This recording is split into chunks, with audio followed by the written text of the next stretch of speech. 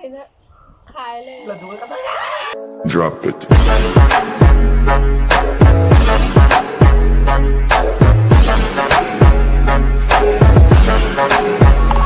Hi guys. Ngasi hoy na sana doy se speed drawing challenge ne. Sa kamay sana geda koy na sida koy ki fruits oiro ama oiro joker oiro dui maming sing do koy sa ira thame ise otlaga amuktang na lokatlaga karamba tage do koy na phone ama da picture do yengani dana ado koy na yengdi yengaga koy na yek ko se yengda dabida haidi picture ri yenga koy na yek ko se yengdabida yekaga second 20 gi manungda do khitang lubadi 30 tara adana tawraga yek toine aduga nipan la tare la subane ko yek toise aduga yek padi loi loi haji loi yek polora kanda kwai thiba madi yauni da do kanana kwai dagi hena thiba masing yamba miduna there ama tawdine ba khara lutak taw there ado hoji hawrase yare support lage kana lapat kani sana hala se ogi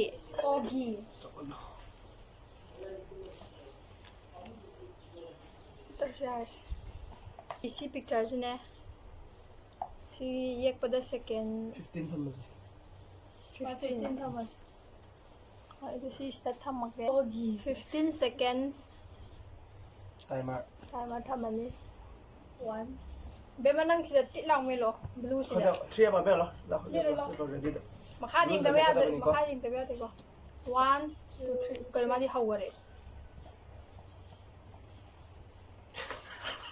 Kaya kita ka ulit kita.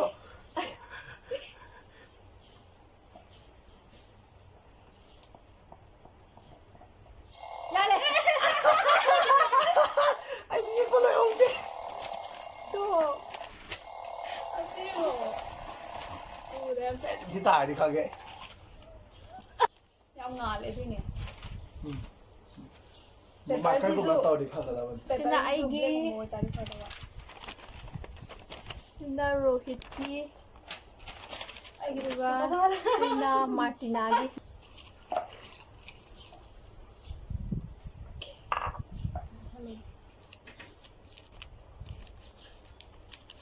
Bulldog. Si ani 15 naman. Ado dito 20 ba 20 thamale sige dekha lu dongwan si thamagya 1 2 3 ma pinsin macam dia kaya ngai ko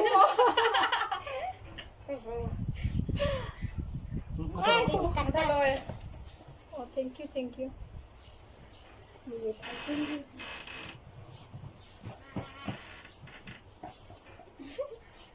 Makan ni tayo padang. siya muka melo pa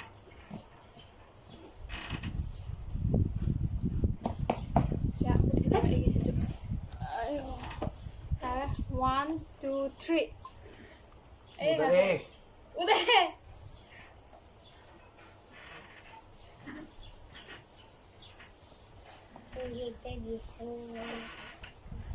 ya deh lo ada lagi lo deh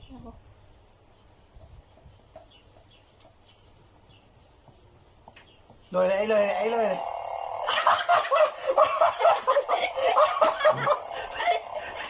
Nang gini pasaya ba? Sikai daw hai ba no? Ma gini pasaya ba? Aduga. Yung Saga pa mo yung mga motor. Korai male ba?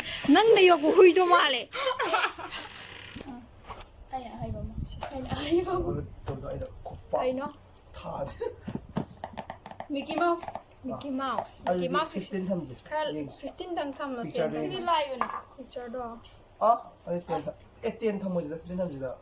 Ko 15 15 tham지. Kuy. Lay akan. Timer jam 15 seconds. Kuy bina ya ba khang dam ne ba. 15 ni Ya ba. ba. 1 1 2 3.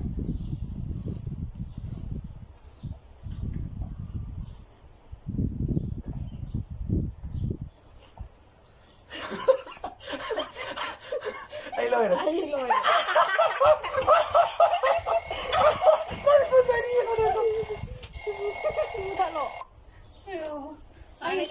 아이 고치다 like 치도 낭이디 파자바도 또 나오디 마이도 맞아요. 마 시나 로힛 기네바 카라부 옌야리 마티 나기 좀 또메 오케이 하나 거 아이치게 아이나 치 나 고치다 난 이제 뭐 말해 봐주니까 왜 말이 해야지 ai ke mali yo tupak rabama yan masay isa na lang grabs 아도 왜 아시마기 얘기야 देखो दे reaction बकरी के चले yare नमस्ते 1 2 3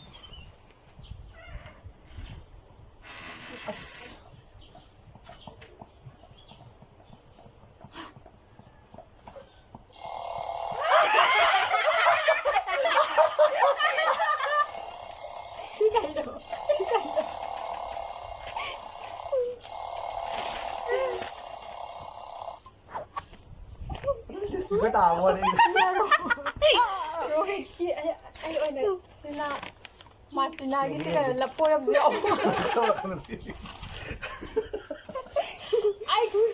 ai se parti 나이도 많아도 그럼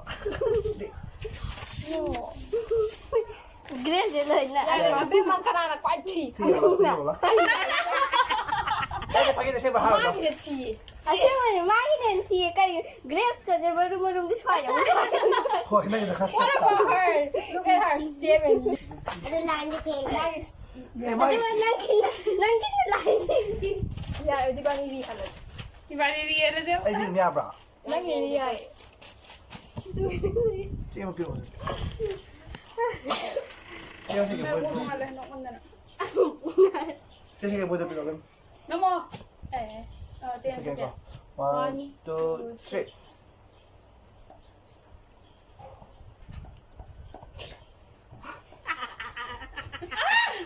아또 왜 나오 잘 ma ni 예 ye color ga ni ye gi do 어또 왜 나오네 월 스타일이 또 빛났어 ye ga te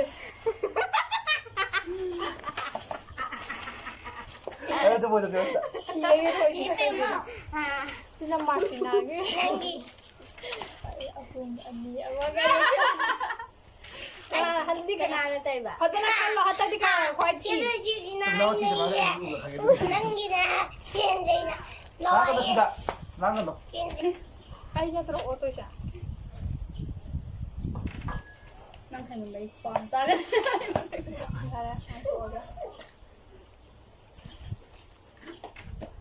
Frozen 루니 frozen gi Elsa lo ye ko ni 애들 루니 애들 또 이런 거 하고 grep हो गया कई तरह का 30 tham je 30 하루 얘기 피처 시가 하면 돼 ye ko ni well put 30 second 30 second 30 second tham ma ge 30 second yam hai ba ni ko ग्रेप हो जाए कई तरह कई तरह 에이 보다 그거 카카로 아 번동하러 시간 가는 줄 야들이 หายแล้ว 1 2 가가가 왜 1 2 3 아씨 Snow goes white on the mountain at midnight 가자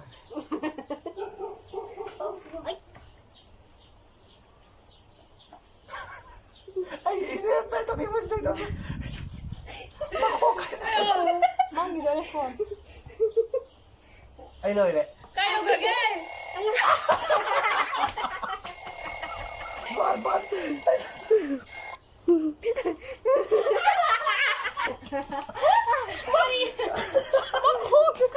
아이 진짜 지고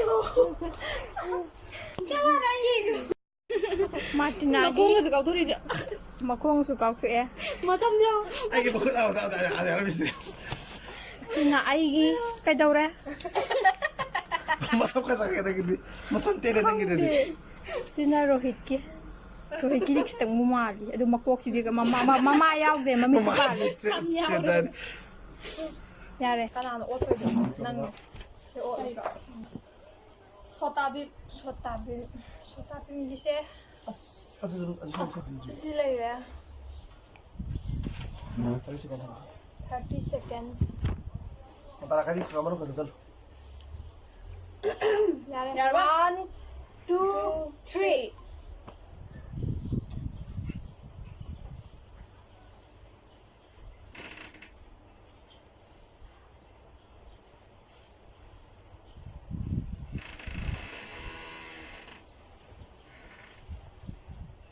Kali ka blue ye. Ay kayo masaya ko lo din dal kung lo din na ha. Ashine. Ngapano? Kaya kaya na kaya le. Ladu ka ta. Sina aigi shotabim. Sina Rohit ki shotabim. Sina Martin ay shotabim ko. Mama ay disustento ate. Sino ka ala siya pa din mo kang Mana. Ay nakaye ba ba tawo ko? Jangan dia mana. Ay na malay yawe. Dagat diging.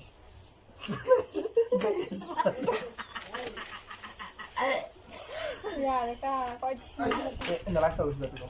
Anyway, sika na ko chi. Magi sila. Masude. Mali sude ko. Yare masude tisi. Ibani mo tawdor siya. Mama ni tabdo. Sakera utot mo.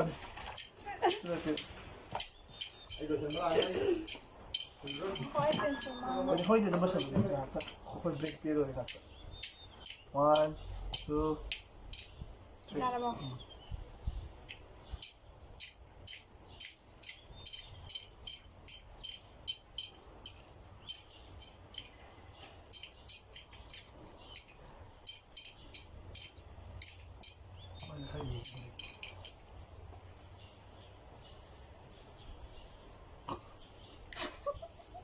Ngapano? Pakale. Kut kat kut. Rồi kaya ito kan.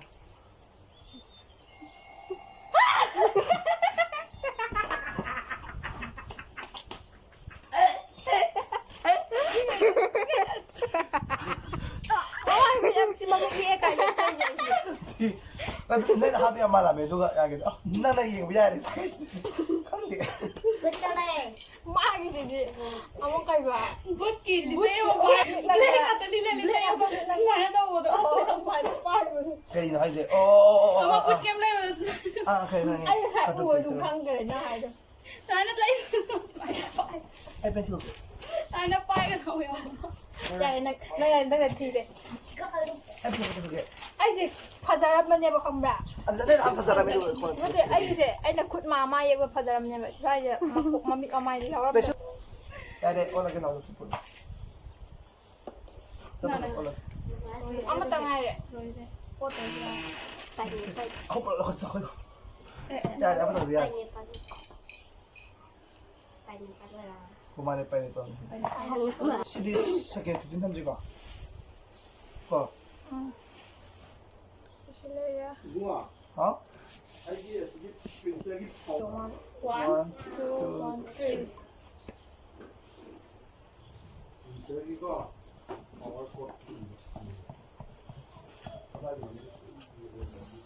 Sejak ako kaya ba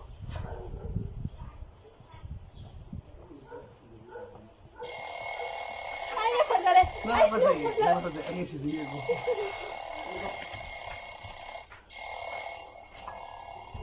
God. Look at the mana. Ay, si Diego. Sila ay di Ting lang si Diego. sila Rohiki. Kaidat ka Martina. Howsik Martina maragi matuloy na kami. Ano hinasal ni? Ano lang kok mo bile? Ko ba nito? Ko ba nito? Sa 1, 2, 3. Yakap siyo. Nasalo. Nasalo. Takag je. Yaw, di. Ang kahit sa salo. Sagot. Takay ba? May ko ako video ka po ito. Siya samde. 돈 벌어라. 돈 남겨라. Haura. Nangsa. 왜 그저 가보자 돈 벌어 그렇다. 나만 게.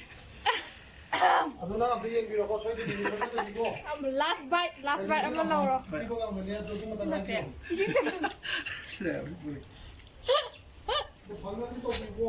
last bite เอามันเราโรโรชันโรดูกะเอาละ crush กันเราแบบ Gahale. Isu. Iya bisa ka dia kasuk kawan ni tu.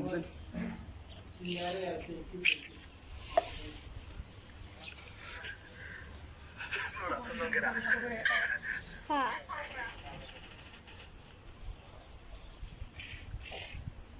Ya. Wah, give it up. Cik.